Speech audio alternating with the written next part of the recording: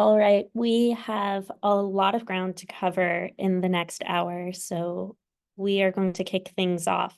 Welcome, everybody, to New Rules to Protect Reproductive Health Privacy, a rapid review for advocates. My name is Carmel Shachar, and I am the faculty director of the Health Law and Policy Clinic at the Center for Health Law and Policy Innovation, often known as CHLPI.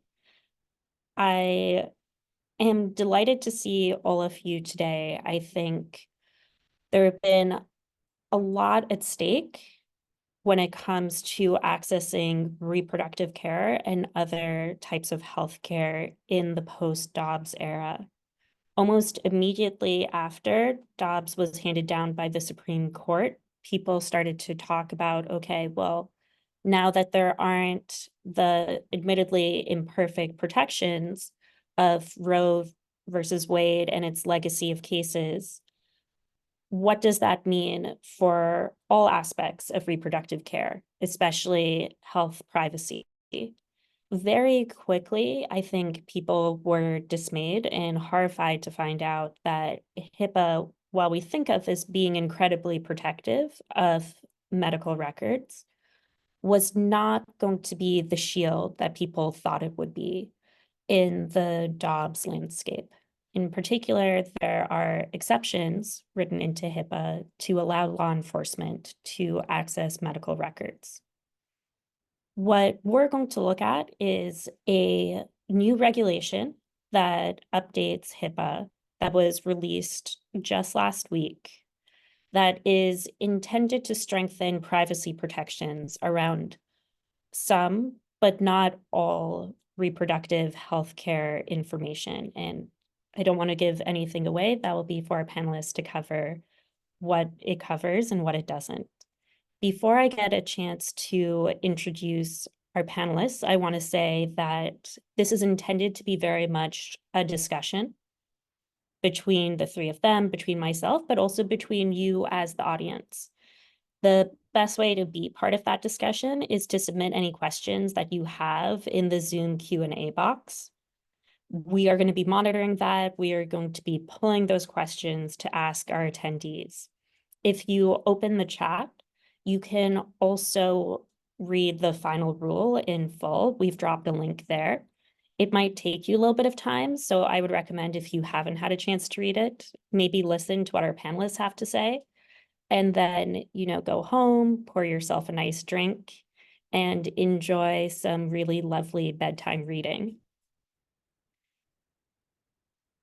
With that, I want to introduce our amazing panelists, and I will say in no particular order, we have Emma Roth, who is a senior staff attorney at Pregnancy Justice, where she engages in criminal defense and brings civil rights cases on behalf of individuals facing pregnancy criminalization. She previously clerked for Judge Ronnie Abrams of the United States District Court for the Southern District of New York. She also worked as an Equal Justice Works Fellow for the ACLU Women's Rights Project, where she brought impact litigation to advance the rights of women and girls in courts across the country. Emma received her JD from Yale Law School and her AB magna cum laude in Phi Beta Kappa from Brown University. We also have Stephen Murphy, who is a public health attorney and deputy director of the Network for Public Health Law, Mid-States, focusing on public health data access, data sharing, and public health authority. Stephen is an active member of the network's reproductive health work group and has authored resources on reproductive health data privacy following the Dobbs decision. Prior to coming to the network, Stephen was an attorney for the Chicago Department of Public Health, concentrating on the public health data privacy and public health law. During his time there, Stephen was the City of Chicago HIPAA privacy officer. You must have some very interesting stories from that, and served on the Department of Institutional Review Board.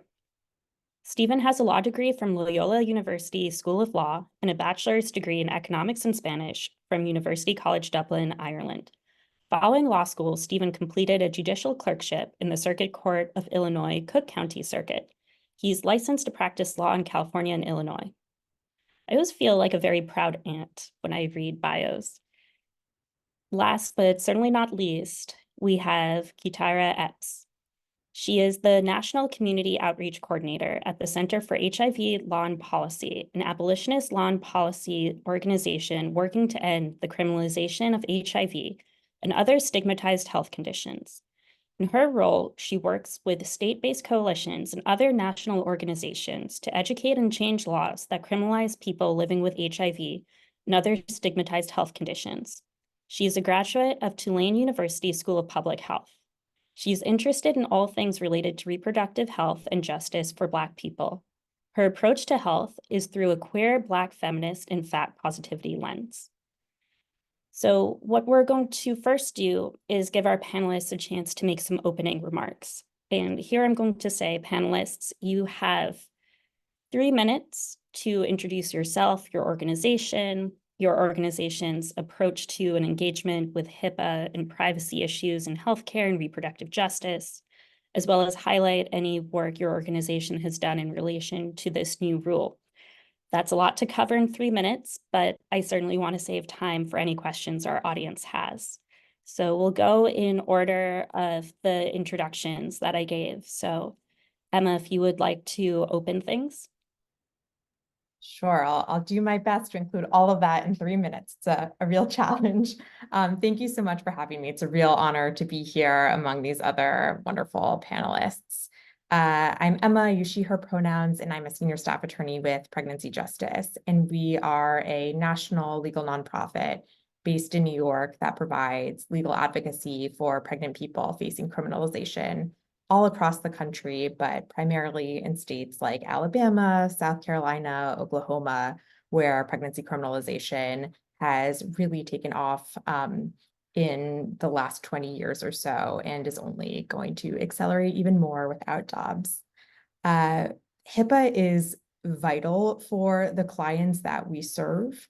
Our own research, tracking, documenting cases of pregnancy criminalization show that the most common reason a case of prosecution against a pregnant person starts is because their healthcare provider disclosed their information to state authorities. The pathway is rarely direct. It's rarely that a doctor is handing somebody's private health information over directly to law enforcement. More often, they're providing it to state civil so-called child abuse authorities. We call them family policing authorities because we find that more accurately describes what happens. And they in turn hand it over to law enforcement. So HIPAA is an essential tool, but it is full of loopholes. And some of those loopholes, unfortunately, remain. So very briefly, the 2 key recommendations that we focused on in our comment, which I can share in the chat, were the fact that the rule should be expanded to make clear that it barred disclosures related to pregnancy and substance use. 9 out of 10 cases involving pregnancy criminalization include allegations of substance use. It's a very, very small minority of pregnancy criminalization cases that focus on abortion, yet that is the real focus of this rule.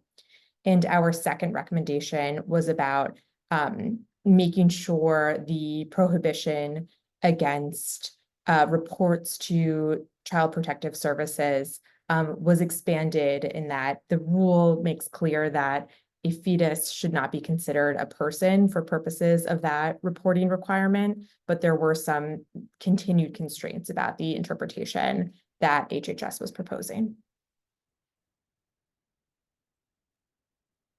I am very impressed that you managed to cover all of that in 3 minutes. Thank you, Emma. Stephen? Emma, you have set the bar very high. I hope I can live up to that. And thank you for the introduction. So I am Stephen Murphy. I am acting director for the Mid-States region of the Network for Public Health Law. We promote the use of public health law to advance health equity and advance the public health.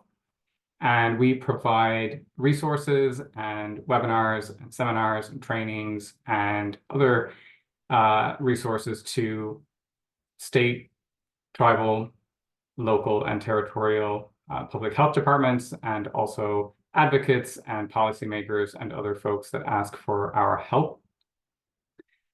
We certainly do have a very large footprint in the HIPAA space and have several attorneys here in our Mid-States region that are very well versed on HIPAA and have produced many resources on HIPAA and have certainly been taking a very close look at HIPAA since the Dobbs decision and other state law as well that impacts privacy of reproductive health records, primarily looking at how states have taken action to try to limit the access of protected health information and other types of health information to law enforcement officials and others that may use that information against individuals or their providers, and certainly have, even before the notice of proposed rulemaking, had identified many shortcomings in the HIPAA privacy rule, which we're all aware of already, but you know, how HIPAA does not apply to all health information. It does not apply to apps, for example, on our phones, and it does not apply to our browsing history.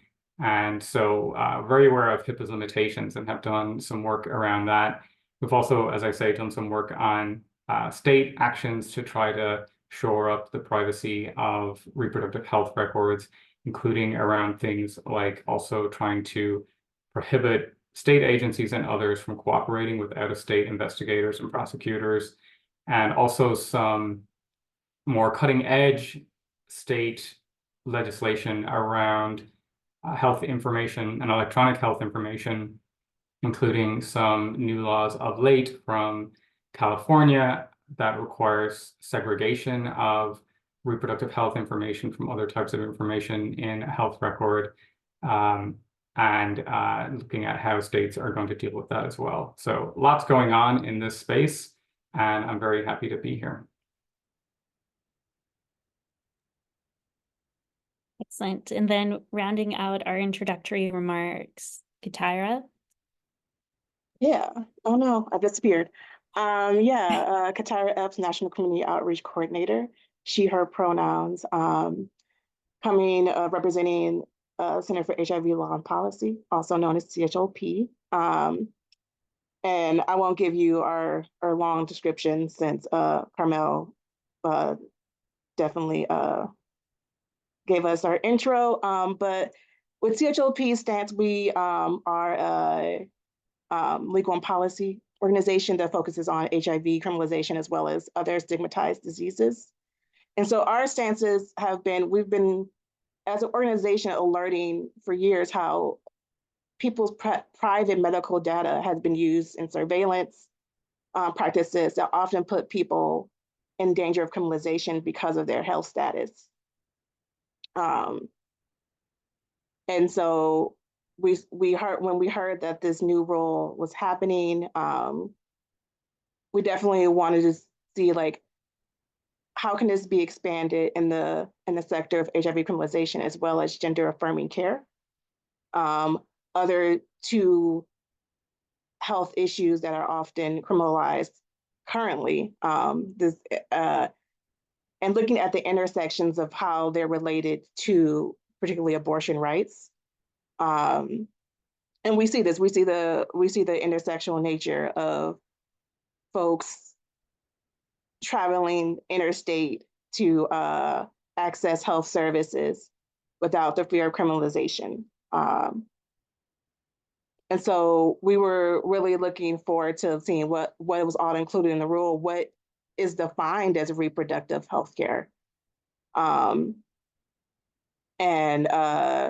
really sounded an alarm of, like, this ongoing trend of law enforcement, the cooperation of law enforcement and health departments, or law enforcement and providers, and seeing like what is possible when we are looking to protect people's health information and also their access to care without fear of criminalization.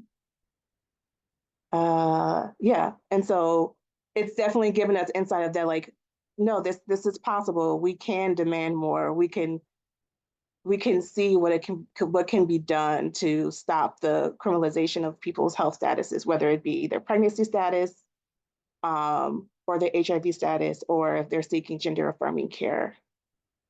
I think that is, I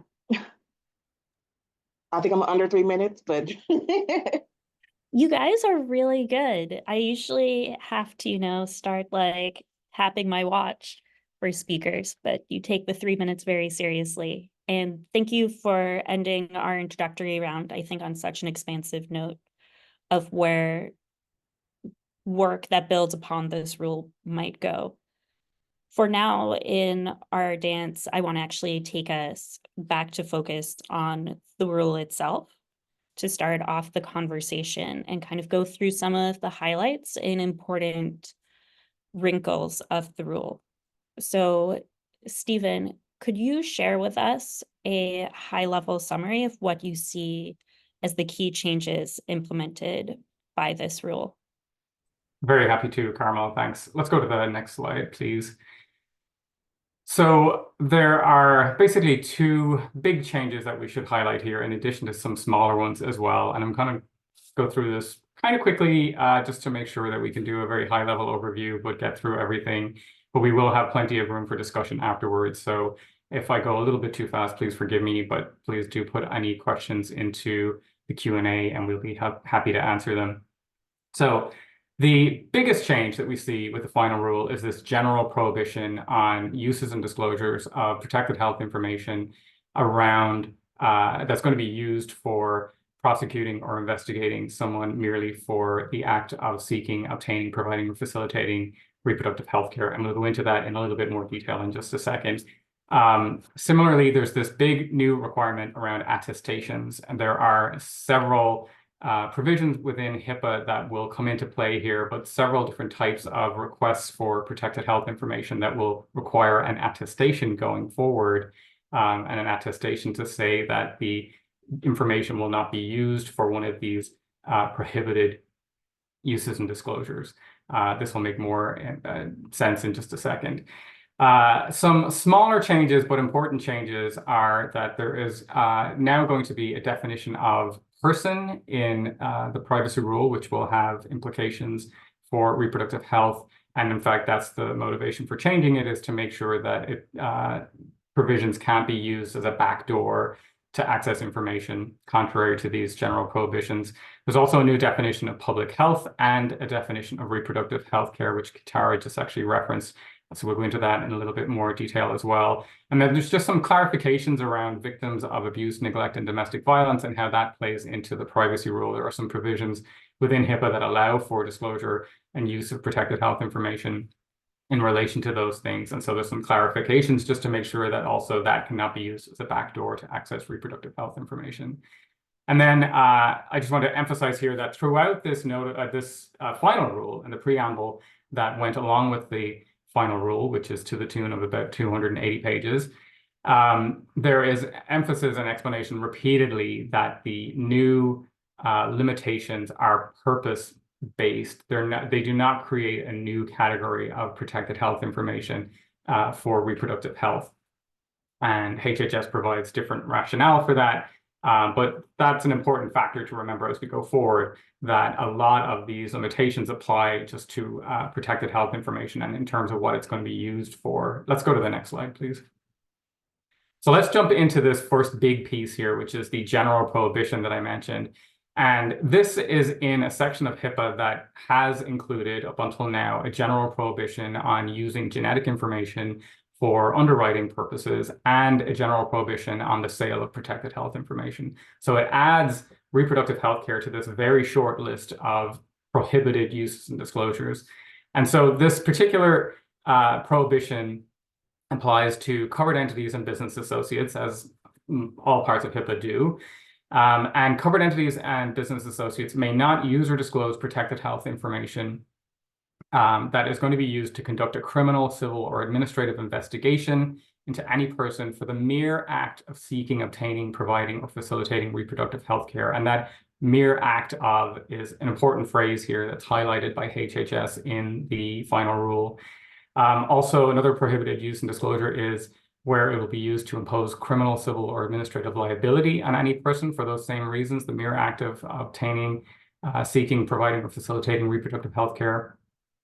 or to identify an individual for the purposes of doing those first two things, the investigations or prosecutions, basically liability on individuals.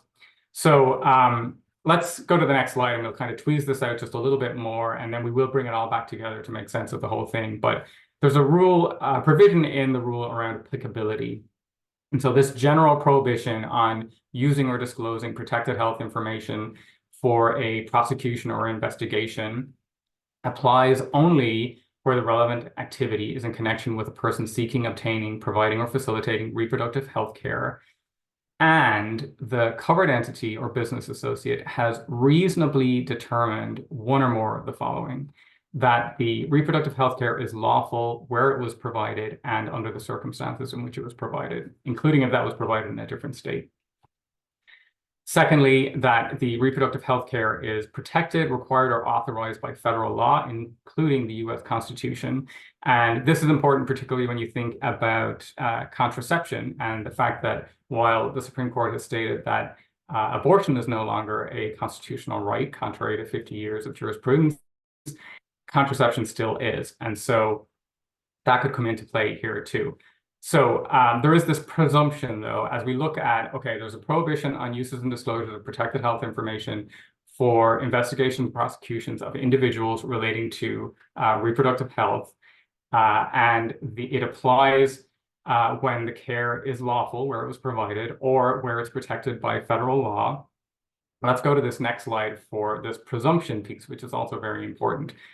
So this plays into what are the duties and obligations of a covered entity, and to what extent do they have to do some investigation of whether or not the care is lawful. And thankfully, covered entities do not have to conduct a major investigation as to whether the care is lawful, because there is this presumption that reproductive health care provided by somebody other than the covered entity that receives the request is lawful. So it's presumed to be lawful unless the covered entity or the business associate has actual knowledge that it was not lawful, or where they're presented with factual information by the requester of the information, which creates what they describe as a substantial factual basis that the reproductive health care was not lawful.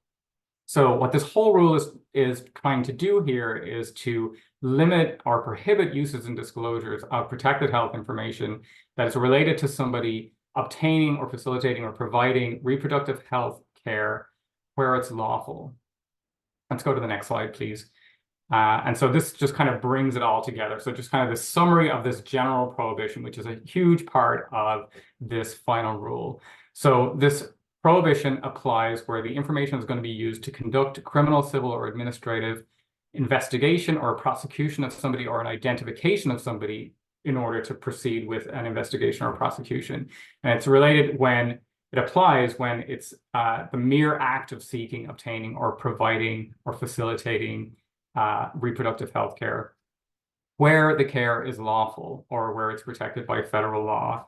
And again, this presumption is that the care is lawful. And so this prohibition does apply unless the requester of the information can overcome that presumption, unless the requester can show that, in fact, there is a substantial factual basis to show that the care was unlawful. And incidentally, HHS has said in the final rule, too, that if an investigator or prosecutor is trying to establish that the care was unlawful, that the prohibition would still apply, that in that scenario where the investigator is trying to establish that the care was unlawful, they haven't overcome this presumption that it is lawful. And so the investigator in that case would have to pursue other avenues to get other information to show that the care was unlawful, in which case the prohibition wouldn't apply and they'd be able to get access to this information. Let's go to the next slide, please.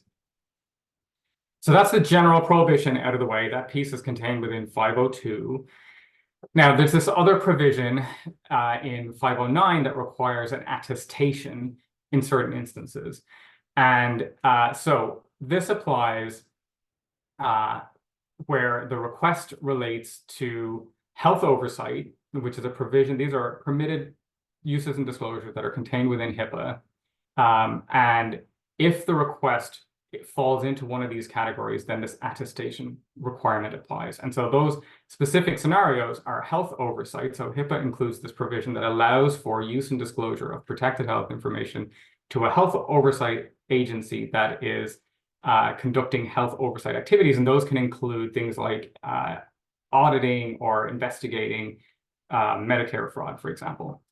And so if there is a request that relates to health oversight, then the requester is going to have to provide this attestation, which I'll go into in just a second. The other circumstances are permitted use and disclosures for judicial and administrative proceedings. So if you have a lawsuit where attorneys are, for example, presenting a subpoena and a qualified protective order, which up until this point has enabled them to access this information, or at least has granted permission to the covered entity or business associate to release this information. So now going forward, there will have to be this attestation, even where it's where there is a subpoena and a qualified protective order. Law enforcement also, this is another big component here because that is the chief risk that we're talking about. But there's a provision also in HIPAA that allows for uses and disclosures of protected health information to law enforcement officials in certain circumstances, and now they'll have to have this attestation. And similarly, there is a provision that allows for uses and disclosures to coroners and medical examiners in relation to a decedent, so somebody who is deceased, for things like establishing a cause of death. So going forward, there will have to be a signed attestation by the person requesting the information in these circumstances, and that attestation is going to have to state that the information is not being requested for one of these prohibited uses and disclosures that we just talked about, to investigate an individual or prosecute an individual or identify an individual. So this is a big change. This is a big change from what we've had for the last 24 years, basically, that now there's going to have to be this attestation that's layered on top of the other requirements that have to be met in order for protected health information to be released under these circumstances. Let's go to the next slide, and I'm going to try to go through these a little bit quicker because I want to leave plenty of time for questions and answers. I know that other presenters want to talk too, but okay, there's some clarifications in the rule as well around uses and disclosures about victims of abuse, neglect, or domestic violence. And the first big change is that where HIPAA currently says that a covered entity can refuse to treat someone as a personal representative of an individual if they suspect that that person who is purporting to be the personal representative is actually the one who is abusing or is responsible for the neglect or domestic violence of the individual. And because the covered entity has that reasonable belief that that individual is in fact the perpetrator, then this new rule is saying that that reasonable belief cannot be based only on the provision or facilitation of reproductive health care. So if you think, for example, where a parent might bring an adolescent to seek reproductive health care, this rule is saying that you can't refuse to deal with the parent, saying that the parent is abusing or neglecting the adolescent. And then the other clarification with respect to abuse, neglect, and domestic violence is that the new rule makes clear that where HIPAA allows for uses and disclosures relating to abuse, neglect, or domestic abuse, that does not include circumstances where the sole basis of this report of abuse or neglect or domestic violence is the provision or facilitation of reproductive health care. So basically trying to eliminate these disclosures that are permitted for where you have a victim of abuse, neglect, or domestic violence, trying to prohibit that being used as a backdoor to obtain reproductive health information for prosecution purposes. Next slide, please. Okay, just a couple of other things here. There's some new definitions within the rule, including the definition of the term person. And it is basically that the definition of person means a natural person. Now, there are some other pieces to this too. The person, as it's interpreted in the law, can include things like a corporation or a partnership or an entity. That sounds kind of funky, but that's just kind of legalese. But this natural person piece means that you cannot consider an embryo or a fetus as a person when you're applying the privacy rule. And that comes into play in particular where you have permitted uses and disclosures to avert a serious and imminent threat to a person or the public. And this new rule says that you can't interpret that to mean that you can use and disclose protected health information to avert a serious or imminent threat to a fetus. And there was actually comments that were received by HHS with some folks that were concerned because they wanted to use this provision to avert serious and imminent threat to a fertilized egg. And HIPAA is here saying that no, a person is a natural person that is born alive. And so this other clarification here, a definition of public health, that's added to make clear that public health is population level activities that can indeed include accessing protected health information of individuals. And so that can include things like contact tracing, where you are focused on an individual, but that the concept of public health is population level, and that it is expressly not criminalizing reproductive health, basically, or reproductive health care, I should say, because it is made clear that criminal, civil, or administrative investigation of a person for the mere act of seeking or obtaining or providing or facilitating health care, not reproductive care, but all health care, is not public health. And you see those other facets to it as well, similar to what we've been talking about so far. Let's go to the next slide, please. One more definition here to mention is that there is now a definition of reproductive health care, and that is health care that affects the health of an individual in all matters relating to the reproductive system and to its functions and processes. Healthcare has always been defined within HIPAA, and it's defined pretty broadly, but now we have this definition of reproductive healthcare as well to try to avoid any ambiguity. Let's go to the next slide, please. So one last piece here, which is important, is really a clarification around what it means to have an administrative request. There is a provision within the rule that allows for disclosing and using protected health information for law enforcement purposes when you have an administrative request. Now the rule is making clear that an administrative request has to be something that creates a legal obligation. It can't be something that you pull out of your desk drawer, fill out a form, and hand it to somebody. And HHS has actually said in the final rule that we know that this provision has been misused in the past for law enforcement to gain access to protected health information. And we're putting a stop to that here by making clear an administrative request has to be something that creates a legal obligation to respond to it. So that is a whirlwind overview of the changes. But I will stop there and take a pause and hand things back to Carmel. Excellent. Thank you, Stephen. So I know we have some questions related to some of the material you presented, but I want to give Emma and Kytara a chance to also share some of their thoughts. So we will double back, and Sarah and Wendy, I see your questions. So Emma, I want to talk a little bit about how this rule treats confidentiality surrounding substance use and substance use treatment. Was it explicitly addressed either in the rule itself or the preamble commentary? If so, what approach did HHS take on this issue? If not, do you read into this rule confidentiality protections for substance use and substance use treatment? Carmel, yeah, it really was not explicitly addressed, which is a major disappointment to pregnancy justice, along with the really wide coalition of advocates at our allied reproductive justice organizations that we submitted a coalition comment with. And the reason this is so disappointing is that the vast majority of cases involving pregnancy criminalization have to do with substance use. I think that after Dobbs, there's understandably been outsized focus on the potential for criminalization of abortion, but the reality is that the majority of states that have criminalized abortion are focused on the providers, not on the patients.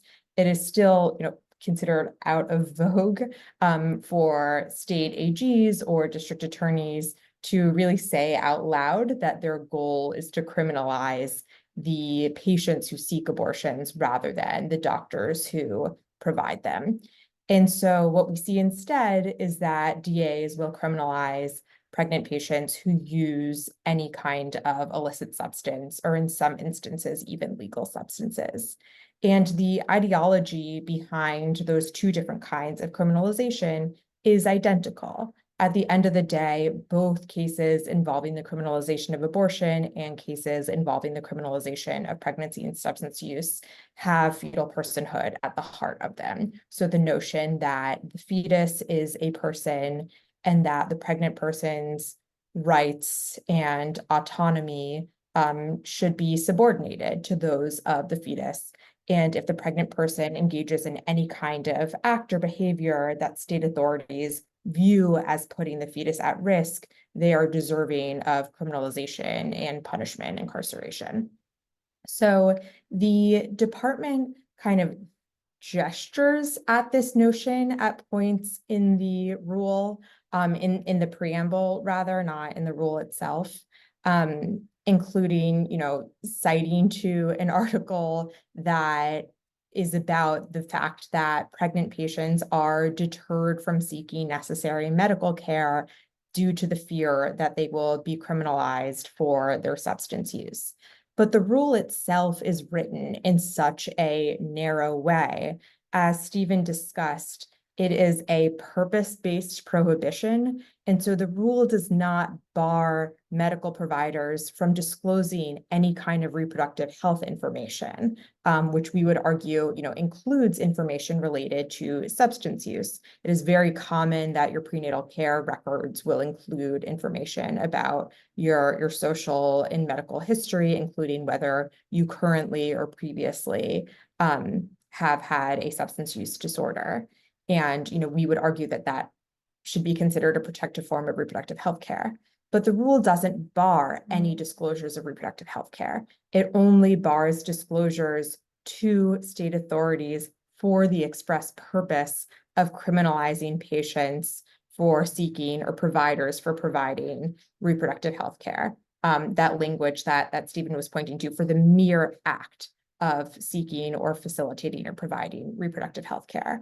And so if a law enforcement office were to seek patient records about whether a pregnant or postpartum patient tested positive for substance use, they would say in their attestation, I'm not seeking this record for the purpose of criminalizing somebody for the mere act of seeking reproductive health care. In other words, I'm not trying to criminalize the patient for going to the OB or for seeking substance use treatment. Rather, I'm trying to criminalize them for their illicit use of substances. So that means that they would likely pass the attestation requirement.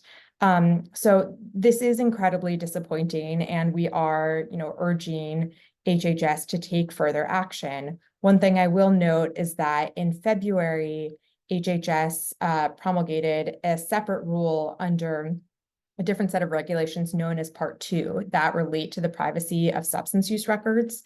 And those have completely different limitations that I mostly won't get into here, but the main one is they're largely focused on the privacy of records held at substance use treatment facilities. So they're very unlikely to be applicable, except in rare circumstances, to an OB's practice. And so if there are records at an OB's practice that indicate somebody tested positive for substance, those will likely still be able to be disclosed. That is kind of, frankly, disappointing that the rule wasn't more privacy protective around these sensitive issues of substance use.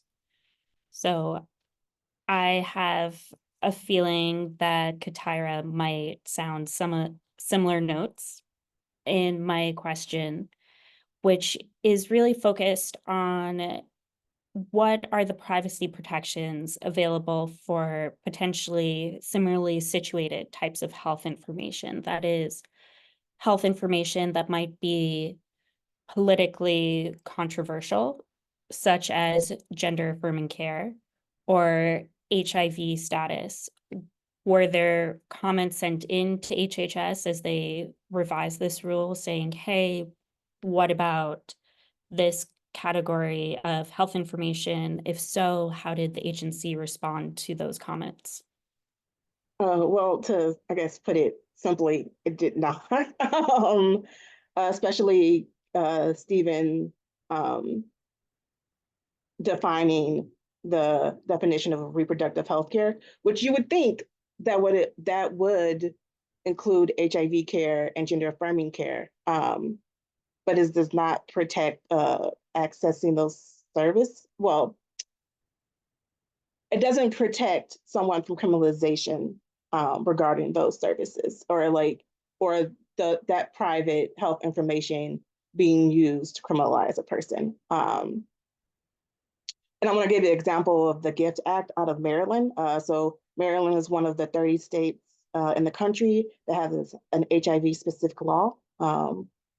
And based on a lot of outdated science of risk and transmission of HIV, and given that the GIFT Act proposed that there would be more surveillance and information captured for pregnant folks who are living with HIV and their HIV status, along with their pregnancy status. And the thought of like criminalization for those folks who are then put on like a registry, a surveillance registry, was not thought of until CHLP sounded the alarm through a letter through legislators saying that, hey, you have an HIV specific law on the books. How does that stop someone who is going to get prenatal care or who is going to take a pregnancy? How does that stop them from being criminalized through your HIV specific law, especially because it does include bodily fluids, which include breast milk. And as Emma so eloquently put, the family policing system, like folks have been threatened with criminalization for their decision to infant feed if they are living with HIV. So given all that, this new rule doesn't protect us, but I do think it gets the conversation going to think of like what is considered reproductive health care, what else needs to be protected, how do we stop the cooperation again between like health departments and law enforcement agencies, and how do we look at it intersectionally? Because there are pregnant folks living with HIV who do want to obtain abortions. There are folks who are seeking gender affirming care, and that gender affirming care can include abortion as well. So these like the lines tying together are not imaginary, they're not metaphorical. Like these intersections exist. And we know that the same populations who are at risk for like criminalization through the abortion bans and contraceptive restrictions are the same folks we see already criminalized heavily through surveillance, through HIV criminalization and other STI laws, which are mainly like Black folks, trans folks, sex workers.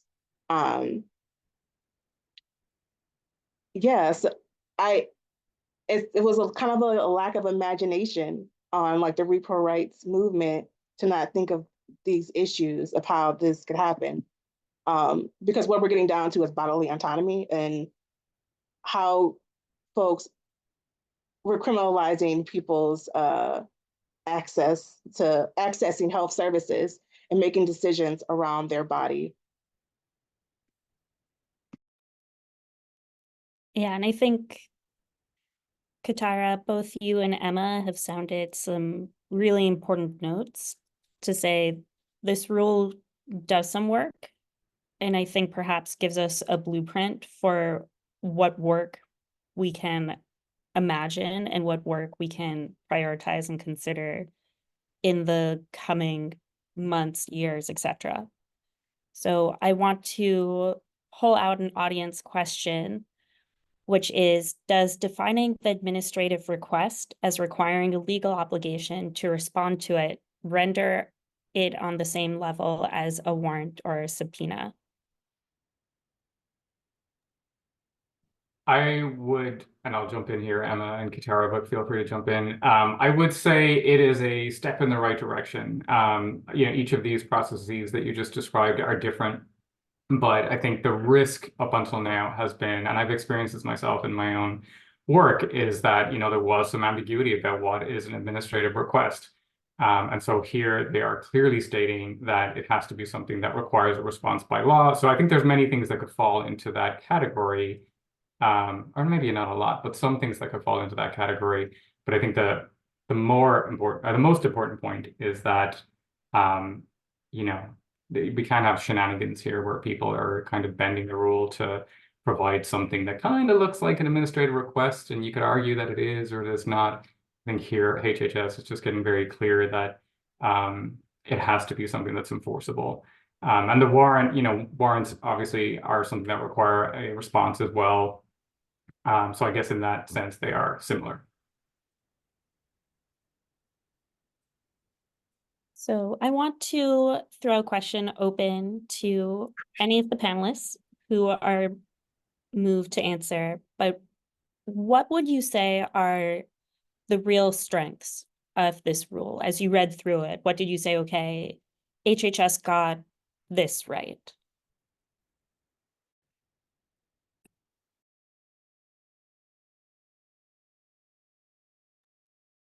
So I think this rule is focused on a pretty narrow set of circumstances, but the set of circumstances it's focused on preventing, I think it does quite well. And I think the primary place this will come into play is if a patient who is living in a state where abortion is banned travels to a state where abortion is legal, they should now be able to share that information safely with their doctor at home and expect that it will be kept private.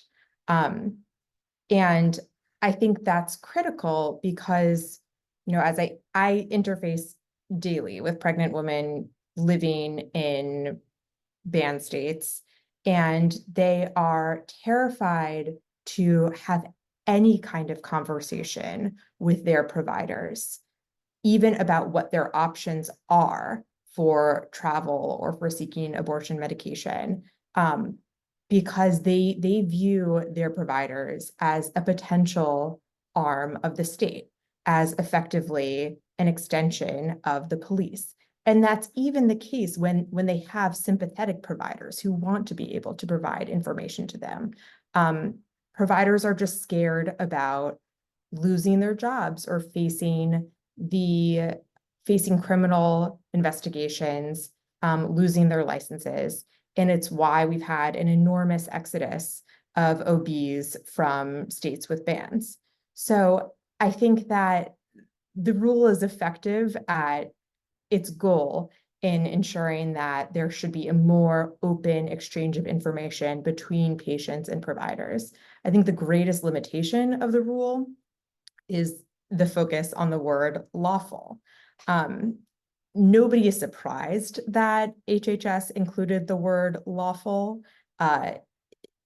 In no world was HHS going to say that it was protected for a patient to tell their provider about care that may not be lawful. Yet there's so much ambiguity these days around what kind of care is or is not lawful. We're seeing that with the EMTALA arguments at the Supreme Court right now, that patients and providers themselves often don't know what kind of care can be provided even in emergency circumstances. And so there is so much gray area that that ambiguity will still have a huge deterrent effect on patients from seeking care and on providers from giving care, even when they feel that it's medically necessary. I think that's a really important perspective that you highlighted, Emma, who saw data that in the first 6 months of 2023, about 92,000 people traveled from abortion restrictive states to states that are less restrictive in order to receive some sort of care. And so it sounds like this rule reaches an important and sizable group of people who are trying to get care for themselves. So I also want to ask the flip side of my question. You know, the first side was the glass half full. What does this rule do well? And the second is kind of the glass half empty. What potential limitations do you see as you read through this rule? Are there any potential loopholes or any unintended consequences that worry you as you read through? You know, I'd offer kind of similar to Emma's point too, that like this is just very narrow in scope. And so it's hard to apply it to circumstances that are not specifically laid out in the rule, that, you know, the care is lawful. And as Emma pointed out, that's a very fuzzy concept. I think the limit, like just HIPAA's limitations, like that, you know, HIPAA only applies to covered entities and business associates with respect to their protected health information. It doesn't apply to our cell phones, and that is a huge risk. And, you know, period tracker data and other data that's collected on our phones, and just, you know, in our society, you know, we've just become very comfortable with giving access to our data to all of these different app makers without thinking about it. And we don't really know, you know, on an individual level, if we're walking around with our phone in our pocket, we're not really aware of where our data is being shared and who it's being shared with and what can be done with it. And we've agreed to all these terms that we didn't even read, you know, but that's just human nature. So I think that's another shortcoming. You know, I was thinking just on a practical level, you know, the preemption effect of HIPAA, which the final rule goes into a lot to talk about the preemptive effect here, that to try to give it more legs. I see, you know, for covered entities and business associates, and particularly for healthcare providers individually and for records custodians, this preemptive effect where, you know, according to the rule, you know, if you receive a court order in your state that's issued by your state court for records, and you know that it is in, I want to get the negatives and the positives clear here, but, you know, there may be circumstances in which you have to defy a court order because maybe you've determined that the care is lawful. And, you know, according to this preemptive effect of HIPAA, you may have to refuse to hand out records, or I shouldn't say hand out, but to hand over records in response to a court order. And that could land you in contempt of court. So I think that's something of a, that could be an intimidating factor for records custodians and for covered entities, because, you know, it would take a lot of gumption to defy a court order.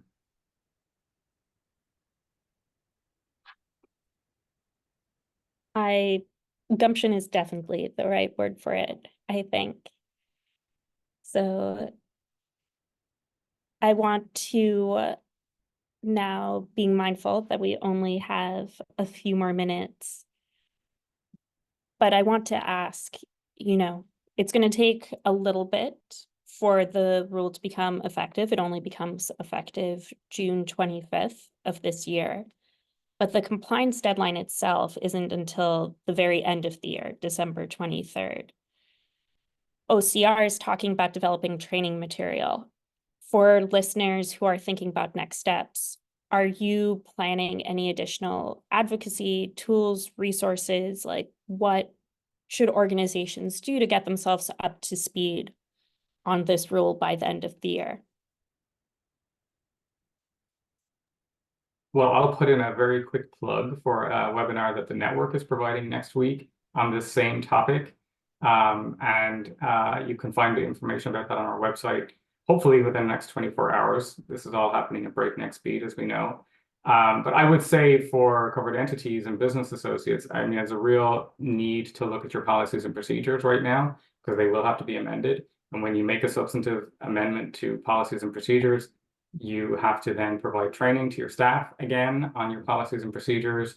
And I think it'll also be time to have a look at business associate agreements to see if there's any implications for business associate agreements going forward. I'm not sure that there is, given what's required to be in a business associate agreement currently, but there are definitely, you know, privacy officers are going to be busy with this.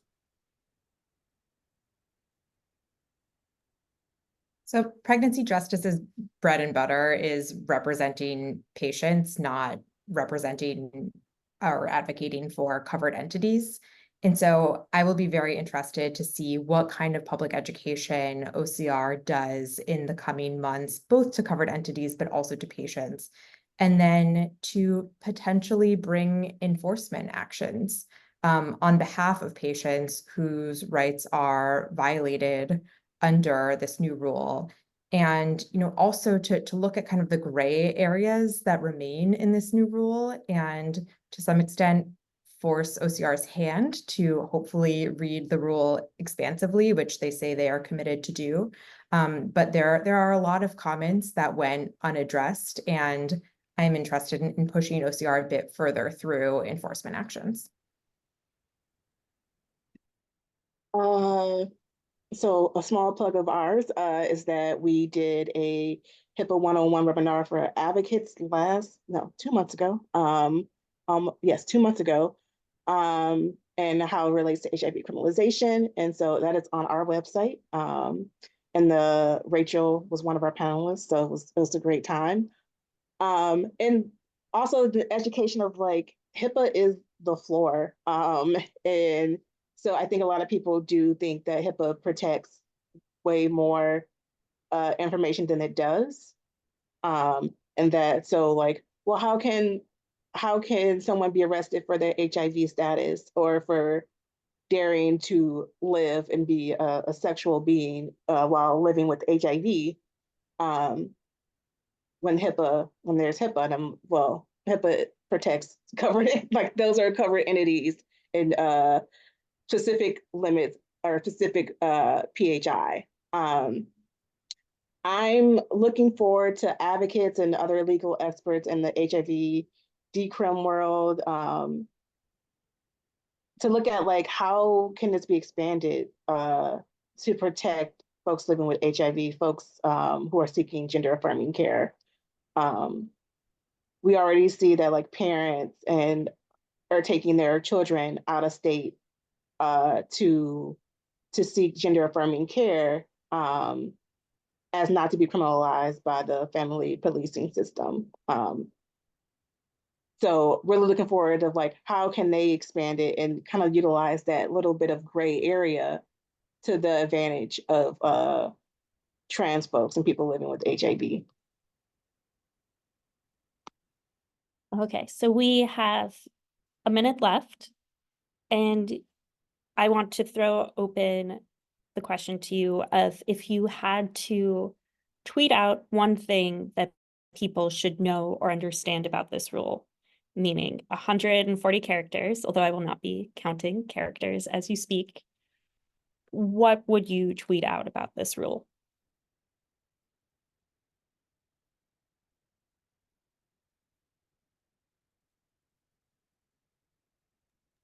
I would tweet at any time care and access to care is shamefully criminalized, that we are doing a disservice as public health folks and our mission to provide care on a population level, and that we are creating more of a burden of our system by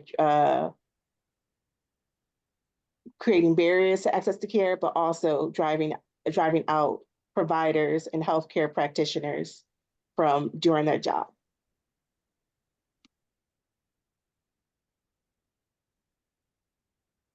Emma, you want to go first, or should I go first? That's a really good question. Okay. Let's see. I guess I would probably tweet out, HHS takes steps to bolster privacy of reproductive health. All implications and shortcomings still to be analyzed. And be careful what you do with your protected health information. I think I would direct my tweet to HHS OCR and tweet at them that if they don't want to deter people from seeking healthcare, they have to protect more than access to lawful abortion care. I think your guys' tweets would be the best things that I would read on social media for like possibly the last year. So I hope that you put those out there.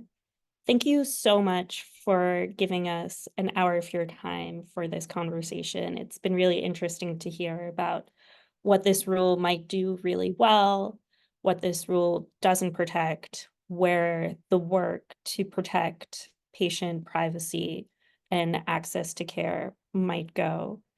I appreciate the attendees as well for spending some of a Thursday afternoon in the spring with us. We've posted links in the chat to the various materials, webinars, etc., that have been referenced throughout. So please explore that. And again, thank you so much for joining our webinar.